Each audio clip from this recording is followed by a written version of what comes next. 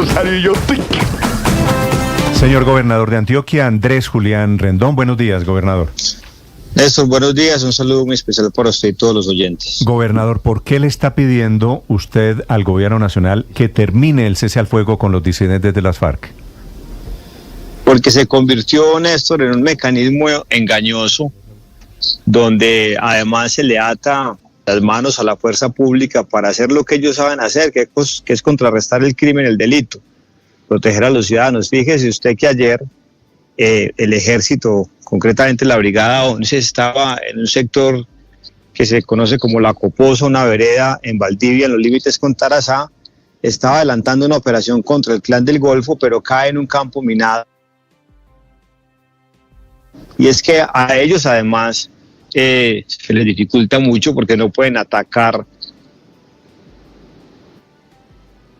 Señor gobernador, ¿lo estoy perdiendo?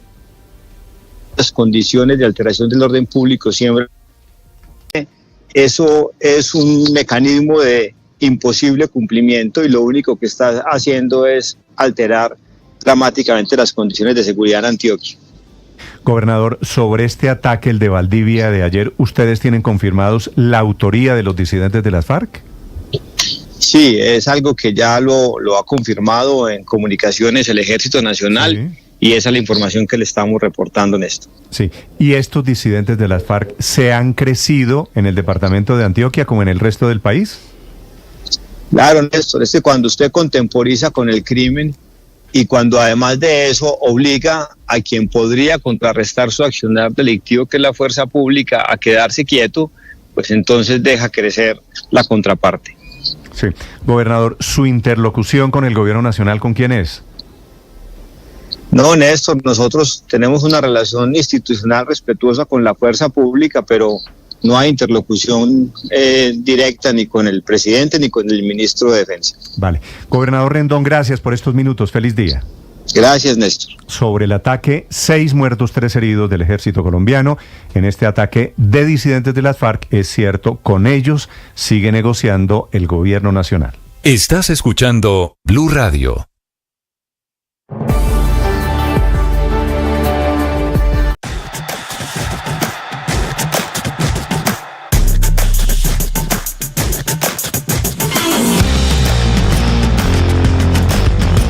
Les contamos a partir de este momento las noticias de Colombia y el mundo. Bienvenidos, aquí está el resumen. Lo preparamos en voz. Claro. Pero la factura la Vamos con las noticias, una agenda cargada de información. Sin pena, sin pena. Se queda con la factura.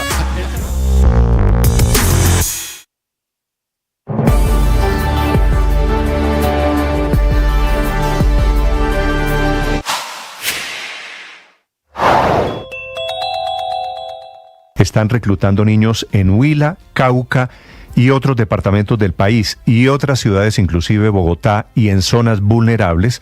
Lo reclutan, ojo, a través de TikTok. Si su niño tiene redes sociales, tenga cuidado porque el informe de inteligencia de la policía dice que han sido reclutados muchos por TikTok. Abrieron cuentas estos delincuentes, se están acercando a los niños, más de 100 en lo corrido de este primer semestre.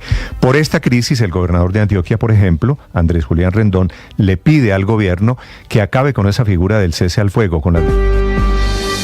7 de la mañana, 5 minutos. Yo llegué a pesar 122 kilos. Mi genética, una mala alimentación y un estilo de vida sedentario me llevaron a ser una persona con sobrepeso, más exactamente obesa, que disfrutaba de cada momento, pero que pronto enfrentó dificultades de salud. Después de una crisis que me tuvo hospitalizado durante una semana, tomé la decisión de cambiar mi estilo de vida. Lo primero fue prestar atención a mi alimentación. Busqué la ayuda de una profesional en nutrición que me organizó un plan para comer de manera balanceada.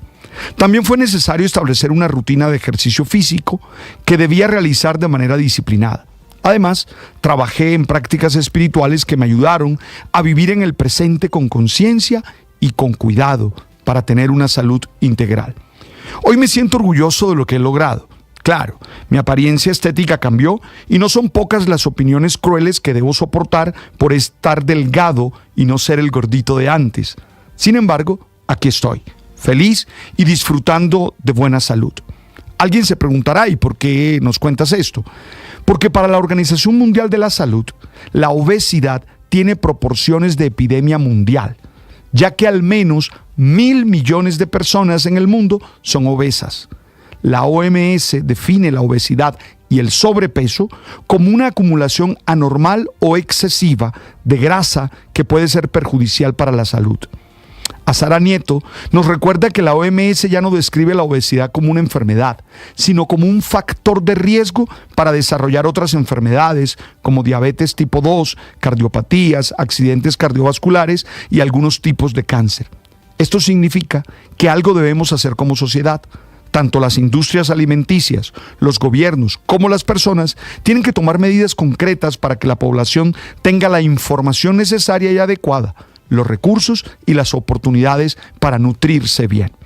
Sé que la mayoría, por distintas razones, está atenta a su peso, lo cual es positivo. Sin embargo, es importante tener claro que el factor más importante para cuidarse integralmente es la salud. Si me hubieran enseñado a comer de niño y me hubieran avisado de los riesgos que mi sobrepeso me ocasionaba, me habrían evitado muchas dificultades. Por eso, te animo a cuidar tu salud y aprender a comer balanceadamente. Te lo dice un gordo en pausa. Las victorias y derrotas, la pasión y la afición en juego y los datos de lo último en deportes se lo presenta Mañanas Blue. 7 de la mañana, 7 minutos, momento de hablar de deportes, momento de hablar de la Copa América, porque indudablemente ha sido emocionante el arranque de esta fase de cuartos de final. El empate en 90 minutos reglamentarios de Argentina y Ecuador 1-1 y la definición dramática en cobros desde el punto penal que ganaron los argentinos 4-2. Protagonistas fundamentales, el Dibu Martínez y por supuesto en la otra orilla, Ener Valencia. El Dibu porque atajó 2 penales o 2 cobros en la serie de penaltis en la decisiva instancia en la que catapultó a Argentina para ser semifinalista de esta Copa América. Y Ener Valencia porque en los 90 minutos reglamentarios erró una pena máxima que pudo cambiar la historia, el curso de un partido que logró igualar Kevin Rodríguez en el tiempo extra. Obligó a esa serie final en la que Lionel Messi erró. Ejecutó a Lopanenka, picó la pelota, tomó demasiada altura, dio en el horizontal y se fue afuera. Clasifica a Argentina y Scaloni aguanta, soporta las críticas y las visiones en torno a la pobre actuación de Leo Messi. Preguntarte por la actuación de Lionel Messi, en sí dio la sensación, por ejemplo, que hoy no fue el mejor partido de él y que incluso se notó la inactividad y estos días que venía quizá trabajando de forma 7 días tuvo para ¿qué inactividad? Bueno, está bien, pero no se notó por lo menos. No, para nada. No, ¿Para vos tuvo el mismo nivel que tiene siempre? Como el equipo, como el resto del equipo, somos un equipo. Punto. No, es que el análisis se hace cuando el equipo, si el equipo gira, juega bien, es lo que siempre hablamos. Él juega bien y los demás juegan bien. Sí, no individualiza la actuación de Leo Messi, lo arropa Scaloni. Lo cierto es que Argentina ya tiene asiento en las semifinales y espera hoy por su rival, Venezuela o Canadá. Ese partido será el próximo martes en el MetLife en New Jersey, mientras que hoy justo venezolanos y canadienses a las 8 de la noche definirán ese otro cupo en la fase semifinal. Servicio del equipo de Blue Radio a partir de las 7:30 de la noche. A propósito de Copa Colombia hoy en Phoenix, hará reconocimiento de cancha. Bueno, este escenario, el State Farm en Glendale, ya lo conoce Colombia. Tuvo ya juego de fase de todos contra todos en fase de grupos. Y también será día de conferencias de prensa. A las 11:30 de la mañana, práctica abierta a los medios, y a las 7:30 de la noche, hora Colombia, hablará Néstor Lorenzo. Mañana Colombia-Panamá será a las 5 de la tarde de nuestro país. A las 4 puede acompañarnos en Blue Radio y por supuesto en la señal del Gol Caracol. Y hablamos del otro hecho, el banderazo azul, la bienvenida al Tigre Falcao.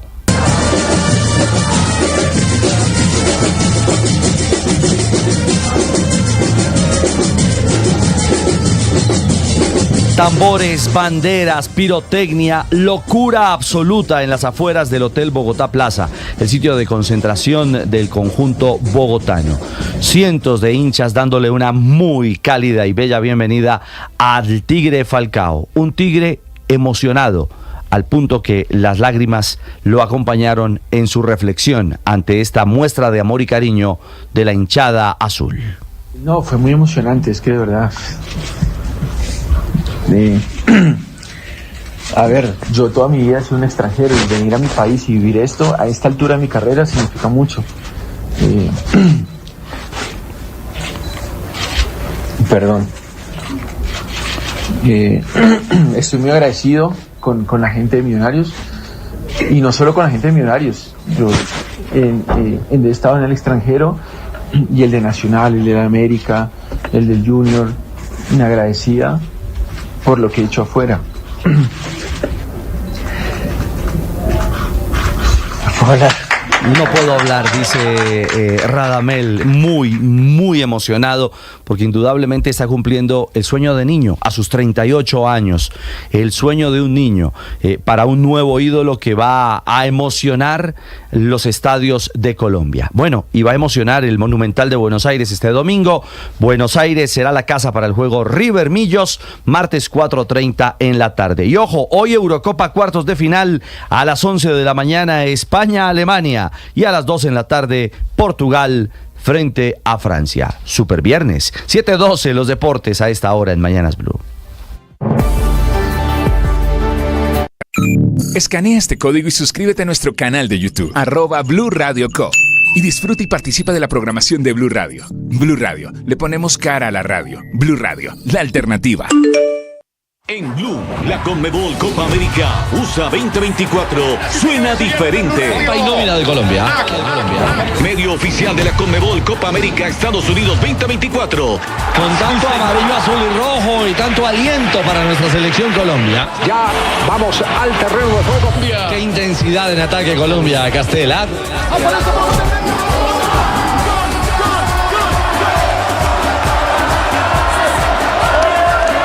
Disfruta de partidos y las últimas jugadas en Blue.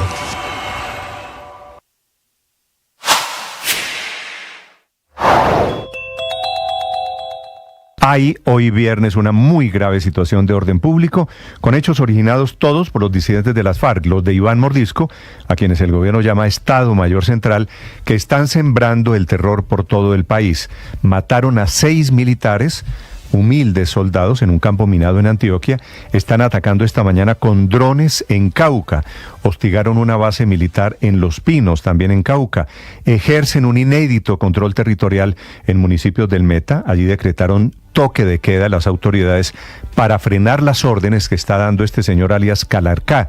Disidentes obligando a los comercios a cerrar, a seguir sus instrucciones y, cómo no, a pagar extorsiones. No puedes dedicarte a hacer siempre lo mismo, porque obtendrás los mismos resultados. Si quieres avanzar, si quieres responder a los desafíos que la vida te hace, es necesario que seas una persona creativa. Es necesario que explores, que lances nuevas ideas, que tengas nuevas actitudes y que hagas nuevas acciones. Por favor, no te quedes haciendo siempre lo mismo. No permitas que la rutina te lleve a una vida llena de aburrimiento y a veces llena de frustraciones. Es necesario hacer cosas nuevas. ¿Cómo qué? Pensamientos nuevos, palabras nuevas, actitudes nuevas, acciones nuevas. A veces creo que hay que decepcionar a aquellos que esperan de nosotros las mismas reacciones. Hay gente que nos ofende, nos dice palabras feas porque sabe que vamos a reaccionar. A veces hay que decepcionarlos. Y entonces no respondo así porque estoy renovándome, porque estoy cambiando, porque estoy viviendo una experiencia nueva.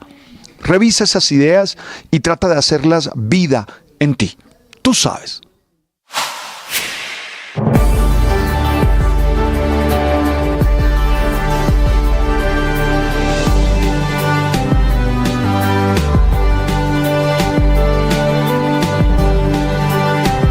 Estás escuchando Blue Radio y bluradio.com.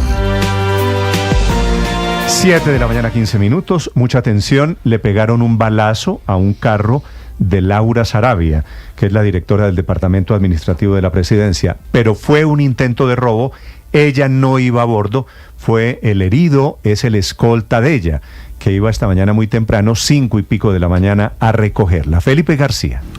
Hola Néstor, sí señor, efectivamente uno de los escoltas del esquema de protección de la directora del DAPRE, Laura Sarabia, fue víctima esta madrugada de atraco en la localidad de Engativá. El hecho se registró exactamente a las 5:30 de la mañana, cuando este hombre salía a pie de su vivienda ubicado en el barrio Laureles hacia su trabajo. En ese momento, Néstor, el trabajador de la Unidad Nacional de Protección fue abordado por delincuentes que se movilizaban en una moto, quienes sacaron un arma de fuego para intimidarlo. Allí el funcionario sacó su arma de dotación y empezó un intercambio de disparos en ese sector de la ciudad, tiroteo en el cual este hombre recibió un disparo en uno de los hombros. De inmediato, los delincuentes emprendieron la huida, mientras que la víctima quedó herida y tuvo que ser trasladada a un hospital donde se encuentra siendo atendido en estos momentos. Lo que confirman las autoridades es que este hecho no fue un atentado contra el funcionario de la UNP, sino un intento de atraco. Incluso, Néstor, se acaba de pronunciar Laura Sarabia a través de su cuenta de X y dice lo siguiente: en horas de la mañana, uno de los integrantes de mi esquema de seguridad resultó herido en medio de un atraco, recibió un impacto de bala con arma de fuego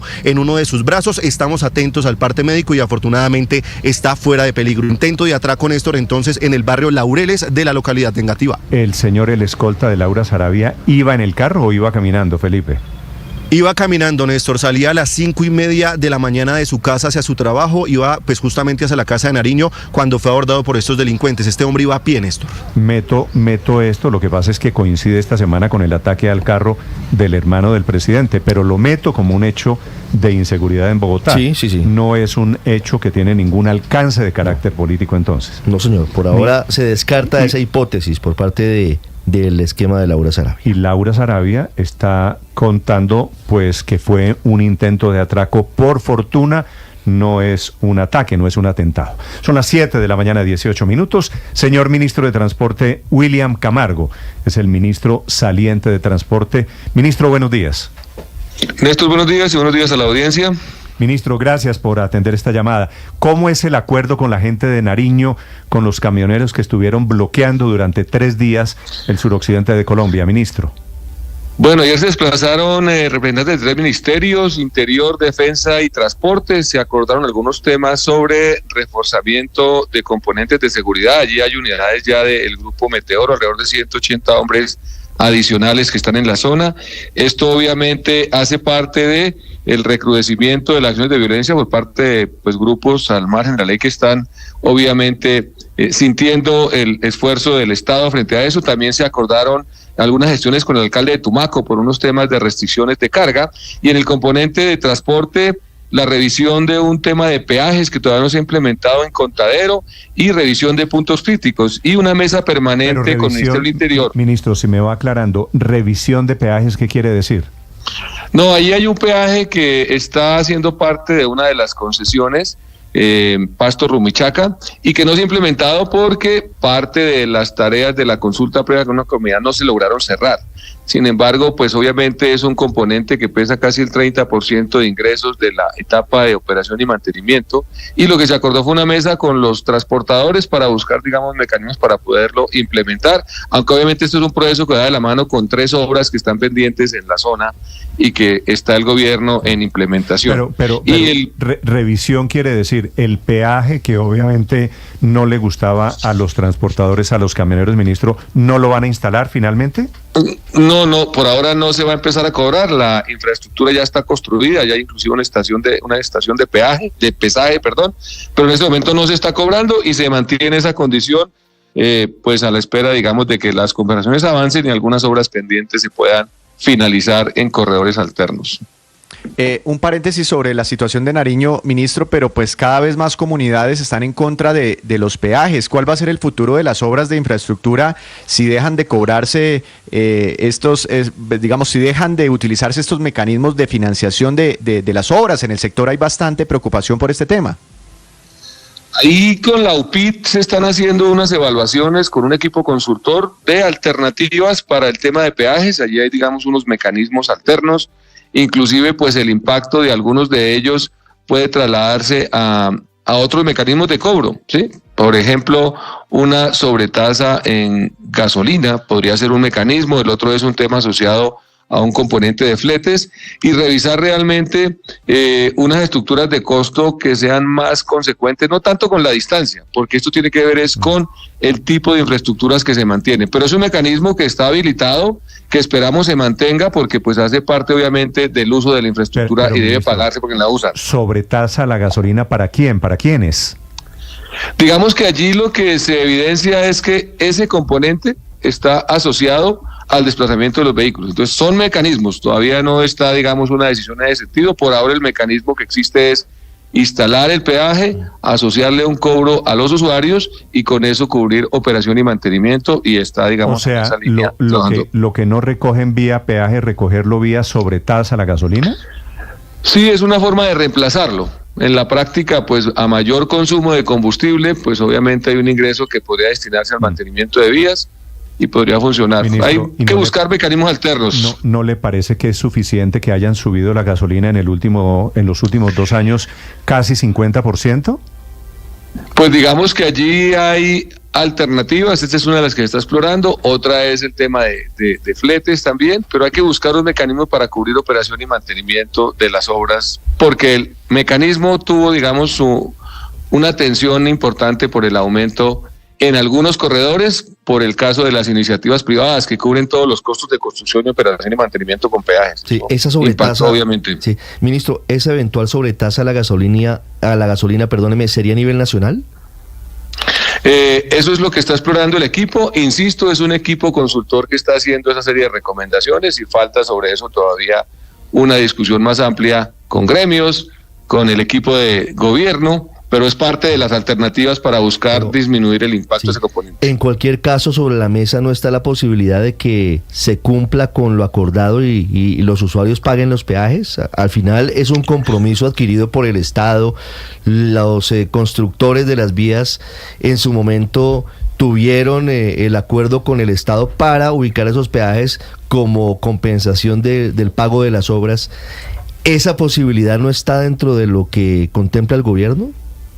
Claro, esa es la primera a la que hay que acudir. Eso implica obviamente unos mecanismos de concertación social con tarifas diferenciales, que también tienen un mecanismo que ya está prácticamente a puertas de revisión, pero ese es el primer mecanismo, que el usuario de la vía pague por ese uso. Ministro, la sobretasa a la gasolina, producto de las protestas que hay en los peajes, significaría que el país terminará subsidiando gasolina, por ejemplo, para el caso de Nariño, que es la gasolina, las zonas de frontera que tienen el precio de gasolina más baratas. ¿El resto del país subsidiaría esa gasolina? Pues digamos que estos son mecanismos asociados al consumo, ¿sí? Que es el mismo uso de la vía. Estos son, insisto, alternativas. Hay que buscar mecanismos porque la tensión social sobre peajes sigue creciendo. Hay zonas en el norte del país que inclusive han afectado la continuidad de proyectos concesionados, justamente porque hay una resistencia en las comunidades a pagar por ese uso, y muchas de las veces son comunidades que ni siquiera tienen vehículo. Eso es lo paradójico. Sí. Y si no tienen vehículo, pues no protestarían por por el precio del peaje. Sí, ahí digamos hay otras lógicas detrás de eso, en las que a veces uno lee otros intereses detrás de esas iniciativas de resistencia a los peajes. ¿Qué intereses, ministro? Políticos, me imagino. Pues digamos, en algunos casos hay políticos, en otros casos también son asociados a operadores en la zona, para quienes la implantación del peaje les puede estar generando afectaciones a proyectos inmobiliarios, a temas de ese estilo, y eso también tiene implicaciones en un mecanismo que además es legítimo, es constitucional, y es como en el mundo se financia operación y mantenimiento. Sí. Es el ministro de Transporte, William Camargo. Ministro, ¿quién toma la decisión sobre la sobretasa a la gasolina en caso de que lleguen a esa conclusión? Pues digamos que ese es un mecanismo de carácter constitucional. Eso es un ejercicio que tiene que llevarse, pues obviamente, al legislativo, y pues hay que buscar alternativas. No es un decreto del gobierno creando una sobretasa. No, porque todo lo que impliquen sobretasas, etcétera, tiene que tener un mecanismo de paso por el Congreso. Esa es una discusión que nos convoca a todos, porque en la práctica, solo para una referencia, las diferenciales de recaudo entre proyecto tráfico esperado y tráfico real hoy en día nos han significado ya pagar 7.5 billones de pesos del presupuesto de la nación. Sí. Ministro, le cambio de tema. ¿Qué estudios previos o de factibilidad se han hecho para que el presidente de la República ayer hubiera anunciado el tren interoceánico del Darién? No, interoceánico no, Felipe, transoceánico fue la expresión. Transoceánico, perdón, del Darién. Bueno, este proceso se viene desarrollando entre la ANI y la OPIT desde que prácticamente empezó nuestro gobierno. Allí se hicieron unas exploraciones inicialmente con el equipo de la ANI, que estaba reportando que para un escenario de alrededor de 196 millones de toneladas podríamos tener un costo del orden de 60 billones de pesos para un corredor de 220 kilómetros y 2 puertos.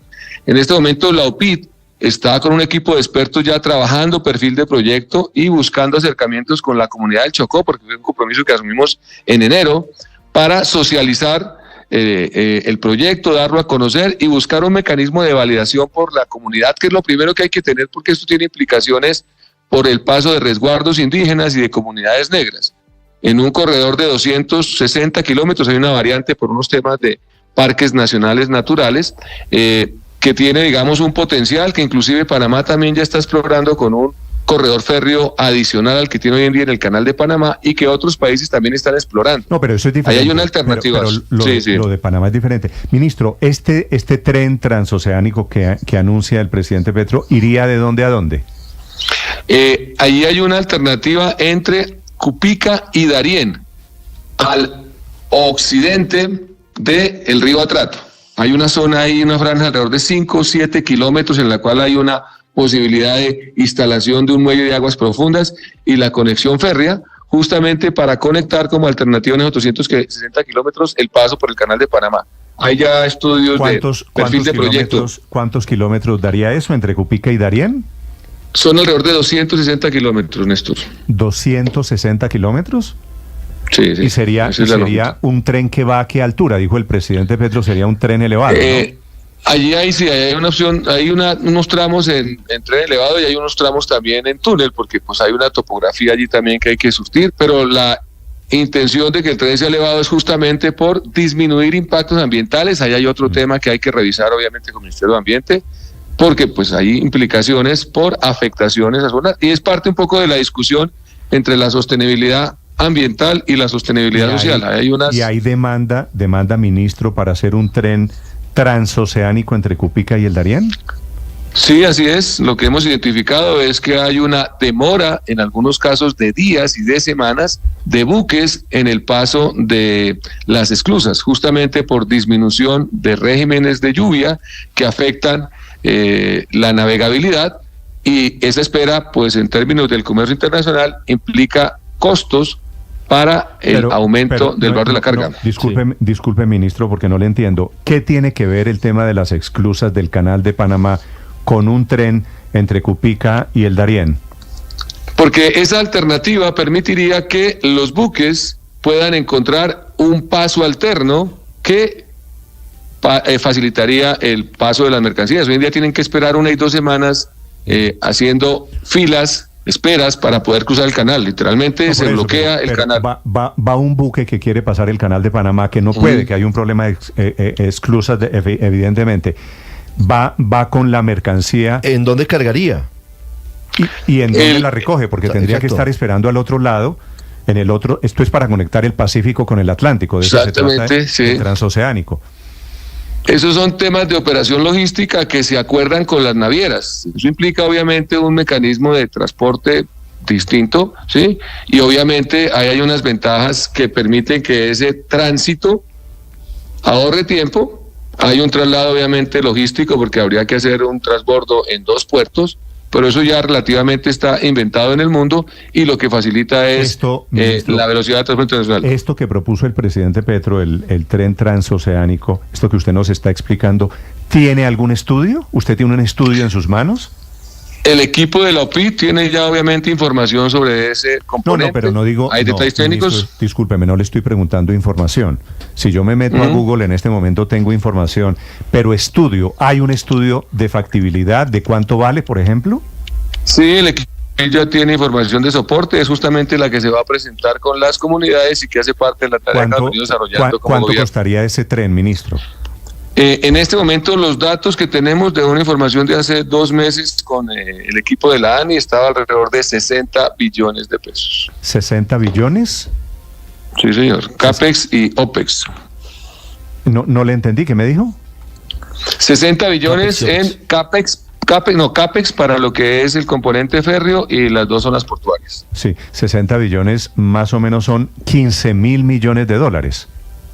Exactamente, eso es equivalente a lo que en inversión hemos tenido ¿no? en 4G. Sí. CAPEX de 4G. Ministro, eso es un tema que se cubre con recursos internacionales. ¿Estamos hablando de algo en serio? Discúlpeme la pregunta. ¿O estamos hablando de algo tipo Tren Buenaventura-Barranquilla? No, hay sobre eso ya información. Hay inclusive 2 iniciativas privadas radicadas en la ANI con esa misma intención. Luego hay interés porque hay un mercado que está demandando una alternativa. Pero sobre eso quiero preguntarle, ministro. Evidentemente sería una alianza público-privada la que lograra eventualmente la construcción del tren transoceánico. Sí, allí se está planteando más que una alianza público-privada, es una alianza público-privada con las comunidades, porque si no hay luz verde de las comunidades para que la implantación se pueda desarrollar. No, de acuerdo, tiene que haber consulta, pero la plata, ¿quién la pone, ministro? ¿El Estado o lo ponen unos particulares? No, eso es una inversión netamente privada. Es una inversión netamente privada que tiene un retorno porque es una inversión de 100 años. Si es una alianza público-privada, ¿ya hay un privado que la propuso? Hay 2 iniciativas que está revisando la ANI con ese componente, más lo que está haciendo la OPID. Ellos están, digamos, en esa tarea de verificación. Es decir, eso ya tiene un interés. ¿El peaje del que habló el presidente Petro ayer sería un peaje por las mercancías? Eso lo que implica es que cada vez que los contenedores crucen o los buques, pues se establece un valor por cada uno de esos contenedores y se paga ese valor. Eso ya tiene un modelo financiero detrás relativamente robusto, justamente por el ahorro en la espera que hoy en día están teniendo. Sí, ¿esta obra es a cuántos años, ministro? Un proyecto de estos puede estar tomando 5 o 6 años entre fase 2 y entrega de unidades funcionales. Le voy a hacer una pregunta un poquito mala, un poquito que usted puede malinterpretar de mi parte, ministro. Si no han podido con el tren que anunció el presidente Buenaventura al Caribe, ¿qué nos hace pensar que esta iniciativa, el tren transoceánico en el Darién, puede tener algo de realidad y puede tener una buena conclusión? Bueno, 2 respuestas a esa pregunta. La primera, la conexión de Buenaventura al Caribe tiene hoy en día un corredor existente. Hay una factibilidad que está ya prácticamente a puertas de empezar. Eso nos está entregando un costo de esa obra de 78 billones de pesos. Para poder acometer esas intervenciones había que recuperar el corredor del Pacífico, que tuvo un siniestro, ya se recuperó, es decir, el gobierno ya tiene control sobre la infraestructura que quedó allí, el material rodante, inclusive se va a llevar para otra operación en Boyacá y el Valle. Eso ya tiene estudios y habría que esperar el espacio de marco fiscal. Este proyecto tiene interés de actores privados, tiene interés del gobierno nacional y de las mismas comunidades. Y hay obviamente una demanda latente que soporta la inversión. Uno esperaría que en estas iniciativas que tienen un componente privado y un trabajo con comunidades, el ejercicio avance a su materialización. El presidente ha sido claro que nosotros no lo vamos a inaugurar, eso está clarísimo, pero tiene altísimas probabilidades porque hay inclusive originadores privados interesados en que se puedan presentar y habría que acordar temas con comunidades. Hay una cuenta que no me cuadra, ministro. Entre Buenaventura y Barranquilla hay más de 1.000 kilómetros, ¿cierto? Así es. 1.100 kilómetros de tren. Y usted me dice, eso vale 78 billones. Sí, porque ya tenemos un corredor entre Dorada y Santa Marta. Entonces ahí hay que conectar por La Felisa, región central, y llega uno a la otra zona. No, pero perdóneme, eso no es Buenaventura Santa Marta o no es Buenaventura Barranquilla. Eso es atravesando el país. Si es por La Dorada y La Felisa, eso es otra cosa. Sí. Es que son 2 componentes, Néstor. La Dorada, Barranquilla, lo que dijo el presidente es una nueva vía que, entre otras cosas, tendría que pasar por el Chocó. No, es que ahí hay 2 formas de conectar los 2 océanos. La existente, que la estamos estudiando también, y la alternativa que propuso el presidente, que tenía 2 tramos. Uno, Buenaventura, Santa Marta, y de Cupica-Darién, es decir, conectar Pacífico y Atlántico se puede por la ruta larga desde Buenaventura, pegada a la costa. Nosotros exploramos también esa alternativa, pero son 520 kilómetros que en costos de operación hacen inviable esa alternativa. Por eso nos concentramos en los 260 kilómetros, que es efectivamente más costo efectiva y más, llamémoslo así, fácil de implementar. Dice usted, exactamente. Nos concentramos en Cupica-Darién. Exactamente, 260 kilómetros. O sea, la que anunció el presidente Petro ayer es el viable reemplazo de la obra entre Buenaventura y Barranquilla. Sí, tiene la misma conexión, ¿sí? Tiene la misma conexión, es los dos océanos en una longitud más corta, 260 kilómetros. La otra, por costos de operación, hacía inviable el ejercicio. Eso lo exploramos también con el equipo de la ANI en su momento. Sí, ministro, y conectar a los dos océanos, ¿tiene alguna colaboración de Panamá?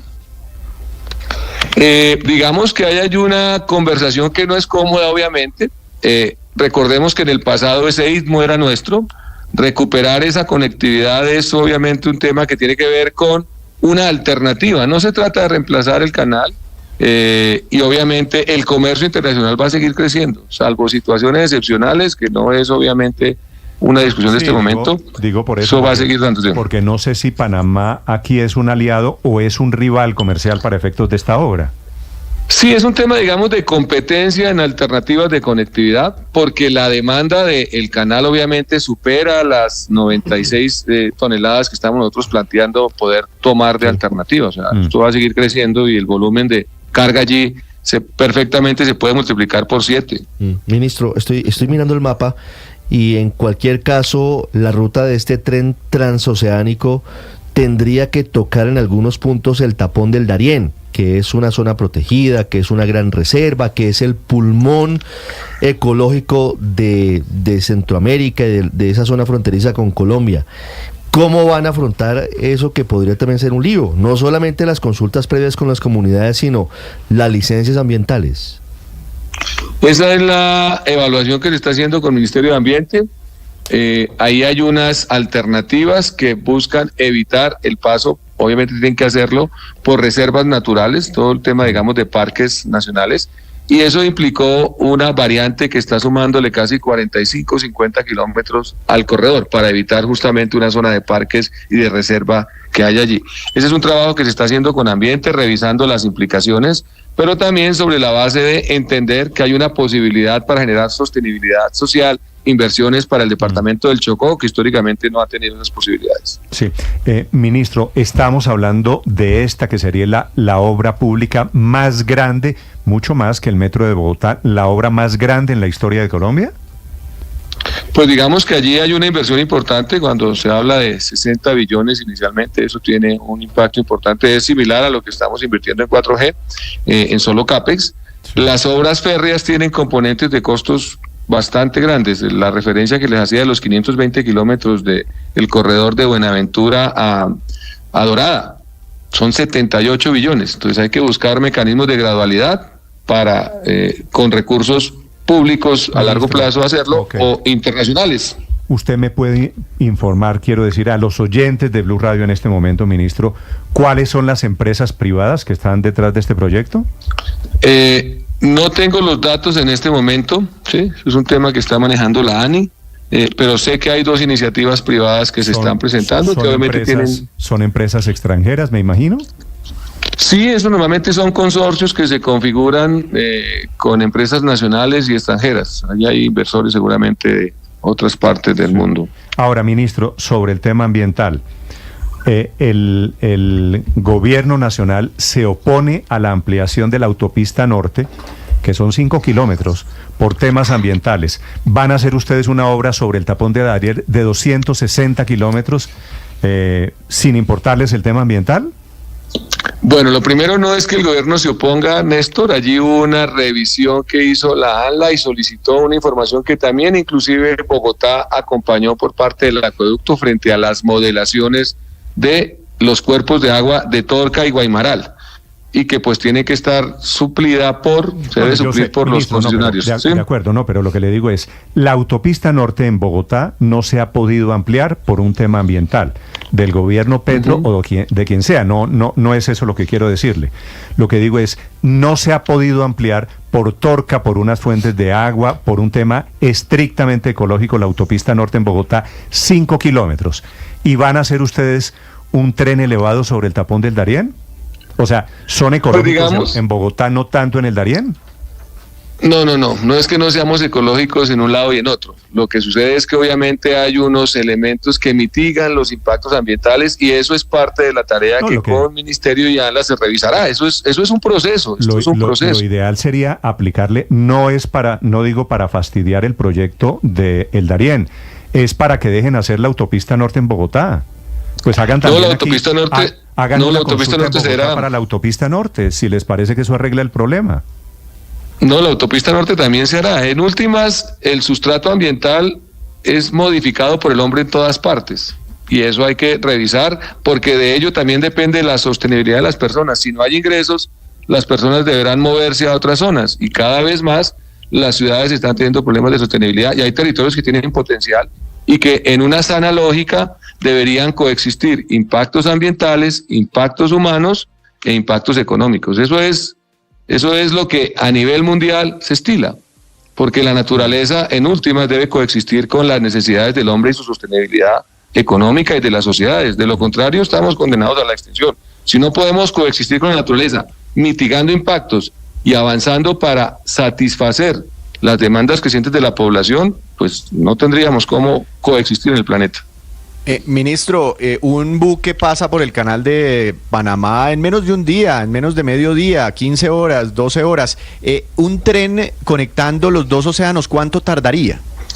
Pues estos son trenes que se diseñan a velocidades entre 130 y 150 kilómetros. Estamos hablando de 220 kilómetros, 240. Ahí la demora un poco es la operación logística, que en teoría son operaciones de 3-4 horas, depende del número de grúas para hacer el traslado.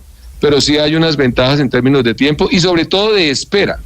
El problema allí son las esperas que se están generando y que están incrementando tiempos. Supondría hacer unos puertos buenos, ¿no? Muy grandes, sólidos. Así es. No es que lo vamos a hacer, no van a llegar unas lanchitas para llevar un par de bultos. Y aquí estoy viendo... Tiene que ser unos buques que tengan capacidad para atracar en unos puertos bien hechos, para competir con el canal de Panamá. No es solo construir, quiero decir, el tren, ¿no? Mire, estoy viendo... Exactamente, zonas son como puertos y el tema férreo. Capurganá. ¿En qué punto, cuál será el punto de llegada de esa autopista férrea, ministro? Digamos que eso está al occidente del río Atrato, ahí hay una zona de 5 kilómetros, digamos que el detalle topográfico no lo tengo en concreto, pero pues en algún momento le pedimos al equipo de la OPIT que lo pueda ilustrar. Parte de eso es lo que se va a presentar a las comunidades y se va a poner, digamos, a consideración de ellos como compromiso que el gobierno adquirió con el departamento del Chocó en el gobierno con el pueblo. Sí, ministro, ¿en qué van los aeropuertos internacional de La Guajira, de Tolú y de Ayapel que prometió el señor presidente? Bueno, el tema de La Guajira ya se está trabajando con Armada y Ejército, ahí hay un convenio también con operador logístico, estamos hablando de una inversión de alrededor de 480 mil millones de pesos para una pista que también va a tener la posibilidad de aeronaves militares. Lo que ha planteado Aerocivil es que hacia el último trimestre del próximo año debería estar ya poniéndose en operación la pista. Ellos están trabajando con un tema logístico porque obviamente hay una limitación de provisión de agua y energía en esa zona, pero ya hay trabajos de diseño y proyecto con equipos de Ministerio del Exterior, Ministerio de Defensa y Ministerio de Transporte y Aerocivil trabajando en la zona. Tolú, ya arrancaron las obras, ahí tuvimos un tema asociado a... hay unas modificaciones que hay que hacer al trazado de una vía, etcétera, pero ya están trabajando. Y Ayapel y estos aeropuertos que hacen parte de los ASAES tienen una tarea por parte de Aerocivil con recursos y contratos ya en ejecución. Parte de la tarea de Aerocivil es justamente concretar en estos 2 años de gobierno la construcción de alrededor de 14 pistas y dejar diseños para otras 31 y fortalecer obviamente la oferta. Hay un tema también en Chiribiquete que se está revisando para poder aumentar la capacidad en San José del Guaviare y tener operación helicoportada para que pueda haber turismo internacional, y estamos trabajando en un portafolio que aspira a tener 50 millones. ¿Un helipuerto en Chiribiquete?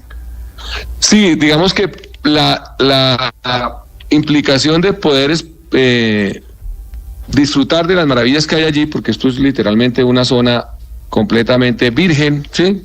Con pintura rupestre, no puede hacerse con, llamémoslo así, operación convencional. Esto no es para irse uno caminando allá, porque ese proceso es invasivo en términos turísticos. Entonces está revisándose para que pueda hacerse, digamos, una operación turística un poco diferente, que realmente la belleza de esa zona se evidencia desde el aire. Eso es la ventaja de esa zona. Está Aerocivil trabajando también con el Ministerio de Industria y Comercio para generar una oportunidad turística allí bien interesante. Es parte del reto que tenemos. Ya esperamos este año 56 millones de viajeros, reemplazando las exportaciones de carbón. Ya estamos, digamos, llegando a aproximarnos a los mismos ingresos en dólares por esa exportación, y eso es saludable para el país, tener más alternativas de ingresos, y el turismo es una fuente muy importante. Vale, es el ministro saliente, el ministro de Transporte William Camargo, que es ministro ¿hasta cuándo, ministro? Creo que los cambios se van a materializar la próxima semana. En últimas, como siempre, la oportunidad de servir al país, la gratitud con el presidente y la paciencia que ustedes nos tuvieron para atender siempre nuestras consultas y estar informando lo que estábamos haciendo en el gobierno. Pues a usted, Ernesto, ministro, muchas gracias. Creo que es nuestra última entrevista. Le deseo mucha suerte ahora que deja el ministerio, ministro. Bueno, muchas gracias y bueno, seguimos en la tarea. Muy Otras bien, cosas vendrán. gracias. William Camargo, ministro de Transporte, 747. Esta, Felipe, es la despedida del ministro Camargo, la bienvenida para la nueva ministra, la ministra de Transporte, que debutará la semana entrante con todas estas no poco aspiraciones de obras públicas. Néstor, ¿cuánto duró esta entrevista con el ministro? Porque Felipe, esta entrevista duró 20 minutos larguitos. Porque yo me sentí durante los 20 minutos larguitos en el 28 de diciembre. ¿Por qué, Felipe? No. El Día de los Inocentes. No, ese proyecto, Felipe, no. Ese proyecto, Felipe. No, es que ninguno de los que explicó van a salir. Usted, Néstor, Felipe, que trabajó en el gobierno de Virgilio Barco, sabe que esta es una vieja, larguísima aspiración de Colombia de tener alguna clase de desarrollo por el Pacífico. Usted se acuerda el proyecto de Barco. Del Golfo de Cúpica. Claro. Y esto no es casualidad, Felipe, esto viene... Claro, Barco habló de eso hace 35, 40 años. Por eso, Felipe. Y tampoco se hizo, claro. No, es porque los gobiernos... No se hizo. Y es probable... Y esto ninguno de estos se van a hacer. Porque los gobernantes hacen eso. Los gobernantes tiran unas ideas, ponen a sus equipos técnicos a evaluarlas, hacen unos estudios, algunos las descartan algunas las descartan y desafortunadamente unas muy poquitas se vuelven realidad. Pero así se construye la sociedad y los países, así se han hecho las mentiras. Pero no con mentiras. Yo quiero simplemente señalar una cosa. ¿De mentiras? El ministro acaba de decir... no son mentiras, son ideas mentiras. Cuya evaluación hay que evaluar para ver. Son mentiras porque le voy a explicar por qué son mentiras. No, perdóneme, María Consuelo, antes de que usted siga. No estamos hablando de evaluación. El presidente lo hizo como una promesa y acaban de escuchar ustedes al ministro de Transporte diciendo que hay estudios, claro, que él no tiene a la mano, pero que hay estudios y dio la ruta, le voy a y dio el explicar por qué presupuesto son mentiras. Y dio la longitud de la obra. Mire, el ministro acaba de decir que es una obra que tiene 260 kilómetros de tren elevado. Sí. Lo más parecido y lo más comparable con un tren elevado en este momento es la primera línea del metro de Bogotá, que se está construyendo. Esas sí no son mentiras, se está construyendo. Hemos visto las imágenes de las pielonas, en fin. Tiene 23.9 kilómetros la primera línea. Y ha costado, esto sería 10 veces el metro de Bogotá. Más de 10 veces. Y la inversión es entre 12.9 y 15 billones. Con lo cual, decir que esto costaría 60 billones es una mentira total. Porque si uno hace una regla de 3 simple, serían 162 billones. O sea que es imposible que haya un estudio que diga que cuesta 60. La verdad es que nadie sabe cuánto vale. Es una idea. No, yo le estoy diciendo cuánto vale el de Bogotá, que está firmado y que se está construyendo. Como hace 60 años, Héctor, hace 60 años, Néstor, ¿es más barato o más caro construir sobre la selva que en Bogotá? No, pues sobre la selva es mucho más caro. Yo supongo. Más caro, o sea, más no sé porque no hay que comprar ambientales tierra, de por impacto. ejemplo. No hay que comprar tierra, pero o sea, usted no hay se que imagina comprar tierra un metro a precios elevado, muy costosos en Bogotá. Estamos hablando, Héctor, de un metro elevado en el pero tapón miren, del Darién. Néstor, O sea, pero metámosle seriedad y un poquito de realismo al tema también, ¿no? O sea, 23 mire, kilómetros cuestan 15 billones, como lo que yo estoy diciendo, esto va a ser igual que los 1000 colegios que Petro prometió cuando fue alcalde. Y los 1000 igualito.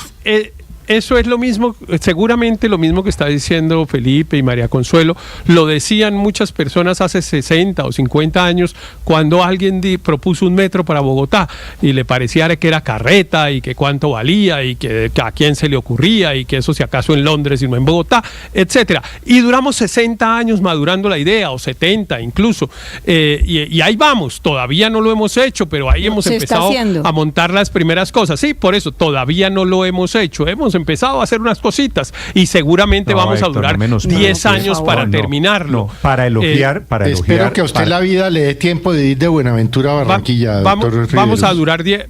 No, seguramente no, Felipe, seguramente no, porque le estoy diciendo, es probable que esta sea una idea que dure décadas en madurarse, si es que se madura.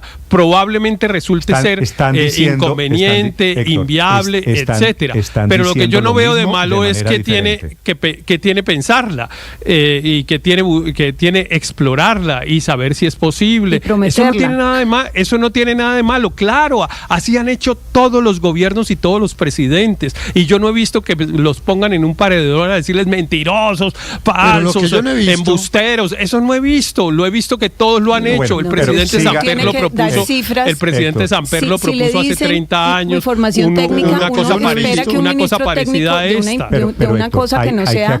Hay que aclarar esto. Un chiste. No lo dice en modo de campaña. Bueno, o de pronto sí está en modo de campaña. Lo dijo en campaña. Un candidato prometiendo. No, lo de esto la Guajira, Yapel y Yopal lo dijo ya siendo presidente. Lo dijo el presidente de la República ayer en Chocó, desde el Darién, prometiéndolo, Néstor, que va a hacer consulta y que presentan estudios de factibilidad. Es decir, obviamente hay que hacer un debate serio a ver de si esa obra es posible o probable. Yo no sé cuál de las dos. Aurelio, lo escucho. Es que no hemos podido ampliar la autopista de Bogotá. Se lo dije al ministro. Sí, por eso lo estoy trayendo a colación otra vez. Por razones ambientales no hemos tumbado 2 árboles en la autopista porque tiene un inmenso daño ambiental. Y vamos a meterle un tren al tapón del Darién. Bueno, el presidente armó un escándalo porque volvieron a revivir la LO y pretende meter un tren por el Darién. Pero la noticia de verdad es que la idea de la campaña, porque fue en la campaña cuando prometió un tren elevado eléctrico de Buenaventura a Barranquilla, la noticia es que esa idea ya no va. Y pues ya no va, que lo que acabamos de oír es la versión reducida de esa idea en otra idea, que es hacer un tren que atraviese de Cupica a una franja de tierra al otro lado en el Darién. Esa es la noticia por medio de todo el tapón del Darién. Es decir, los que están defendiendo las ideas y la lluvia de ideas que pueden tener los gobernantes, pues les quiero contar que es la segunda versión de la idea que se lanzó en campaña. Y ahora bien, Aurelio, hago un asterisco aquí. Es cierto, sí, señor. Es cierto, el ministro acaba de enterrar la idea, Felipe, la idea famosa del tren entre Buenaventura y el Caribe colombiano. Sí. Dijo, eso no es posible. Los 1.200 kilómetros, casi 1.200 kilómetros que hay ahí. 1.200 kilómetros se volvió de 260. Yo no sé si sea obra en construcción o utopía en desarrollo, una de las dos. O carreta. Sí, pero no solamente eso, Felipe, disculpe. Hay un aspecto que no nos dijo el ministro. Es qué porcentaje de la carga que supuestamente vamos a quitar a Panamá va a asumir esa nueva idea, ese mini tren, porque ya no es el gran tren sino el mini tren. ¿Cuánta carga? Algunos datos nos pueden servir. Canal de Panamá mueve 500 millones de toneladas. Según el ministro, movería 96 millones. O sea que sería el reemplazo solamente de un 15 al 20% de la carga, pero no se le olvide un detalle, es que México está construyendo también otro tren, el tren de Tehuantepec, que también aspira a reemplazar mucho más de lo de Panamá. Maya. Si esta idea del presidente Petro es en serio, si fuese en serio, no es mala idea tener idea no es del presidente Petro, esa idea es viejísima. Esa idea la han propuesto todos los presidentes en Colombia en los últimos 100 años. No, viene desde Barco. Desde que perdimos el canal de Panamá, todos están en lo mismo. Es que miren, Néstor, usted pone cualquier cosa en Google. Déjeme leer estos tres renglones. Pero déjeme leer estos tres renglones. Yo le digo a quién dejo, pues para que no se maten. Yo le leo el 5 de junio de 1996, el periódico El Tiempo. Antioquia y Chocó harán canal seco en el Darién. Exacto. Y déjeme leer a mí esta otra. Álvaro Uribe Vélez y Chocó. Déjeme a mí leer estos tres renglones, Néstor. Firmaron ayer en Quibdó un convenio mediante el cual se déjeme leer estos tres renglones del sistema de comunicación interoceánico Atlántico-Pacífico. Sé que bien. Déjeme que es más nueva. Héctor, los tres renglones, a ver a quién le va a echar vainas. Es más nueva. Es más nueva. 15 de febrero del 2011. Hago caso omiso del ataque de Felipe y leo los tres renglones. La propuesta que discute el gobierno nacional con el de China consiste en la construcción de un ferrocarril de 220 kilómetros de longitud que una el Pacífico con una ciudad cerca, Cartagena, la cual se convertiría en una alternativa al paso del Canal de Panamá. Es exactamente el mismo lead con el cual usted haría la noticia hoy. Es hace 13 años. Ricardo leyó uno de hace 96. casi 30. Y así podríamos seguir. Claro, Colombia ha venido explorando la posibilidad de unir los dos océanos desde cuando perdió el Canal de Panamá. Debo dejar ni la cita de Ricardo, Aurelio, para quienes quieran, como estamos en lluvia de ideas, dicho que no nació el proyecto ayer con una idea del presidente Petro, para quienes quieran opinar en esta lluvia de ideas, la cuenta Blue Radio Com y cuentan esto. No pudo hacer el deprimido de la 94, va a ser este tren. Felipe, bueno, Felipe, pero es que no es lo mismo. Es que a mí me da risa, es que Peñalosa le entregó el deprimido arrancado y el alcalde Petro no fue capaz de acabar. Guardemos respeto por las ideas. Nos demoramos 14 años en un hueco infecto de la 94. El tren es transoceánico. Lo de Cupica por el Darién. Lo propone el señor presidente Petro. Bueno, por lo pronto esperemos a montarnos para terminar, porque la gente, Aurelio, tengo otras personas que también quieren hablar. Sí, señor. Usted no es el único. Sí, señor. Claro, no, sí, nunca ha sido el único, Néstor, pero es que la cita de Ricardo y la cita de Héctor ya no ha lugar. Porque es que lo que les quiero decir desde hace rato es que la competencia al Canal de Panamá, llegamos de últimos a esa competencia. Cuando la cita del 2012 y la cita del 1990 y pico, México no estaba construyendo el Tren Maya o el tren de Tehuantepec, ni los nicaragüenses estaban pensando en otra cosa distinta a esta. Hoy nosotros entramos no solamente a Aurelio, competir con el Canal de Panamá, sino con otras soluciones, con otras soluciones que están en boga. Entonces, a 75 kilómetros de Lima, China construyó el puerto de Chancay, que promete llevarse toda la carga desde esta zona del Pacífico de América Latina hacia el lejano oriente. Puerto de Chancay, que tiene inquietos también a los estadounidenses. Por eso es que esto no es un trencito, simplemente tren elevado entre Cupica y Darién. Sí, son dos puertos más, dos puertos. Tiene que ser mucho más dinero. Pero yo en esto no acabo de entender por qué nos molesta que una empresa privada, yo no entiendo por qué nos molesta que una empresa privada decida invertir eventualmente 60 billones de pesos en desarrollo de infraestructura de Colombia que le traiga ingresos. Pues es que yo escucho a una gran cantidad de personas diciendo, carreta, eso no es nada. ¿No? Pues es carreta. Digamos, si se materializa bien por Colombia, que 60 billones de pesos de inversión extranjera lleguen a construir infraestructura. Es que no son y de pronto una precisión sobre un análisis que hacía María Consuelo, que es relevante, y es cuánto cuesta la primera línea del metro versus cuánto puede contar un tren. Yo creo que la regla de tres, María Consuelo, no funciona, porque en Bogotá tú tienes que comprar predios, pues, y todos sabemos que el suelo en Bogotá es carísimo. Tienes que comprar predios. En Bogotá tienes que también tienes un modelo de financiación muy distinta, porque es una obra con concesión, pero también con recursos públicos. Entonces el componente de financiación es altísimo. Es decir, no podemos hacer las cuentas, y si el ministro nos dice que ellos sí tienen unos estudios que dice 60 millones de pesos, yo no entiendo por qué. No sabemos. Porque decir que es una ridiculez lo que dice un ministro de Estado. También habría que comprar predios, o sea, ¿dónde lo va a poner? Ministro de Estado porque muchos sean baldíos, ¿no? No sabemos. Pero es que no hay estudios. Hay que hacer la evaluación. Pero además ellos cofinancian el metro de Bogotá. Digo ellos, el Ministerio de Transporte participa activamente en ese proyecto. Ellos tienen claro, el ministro debería tener claro cuánto cuesta La pregunta la es, primera ¿hay línea estudios o y no hay cuánto estudios? cuesta la segunda línea, que es subterránea, y por eso lo comparo con la primera línea, que serían las mismas estructuras.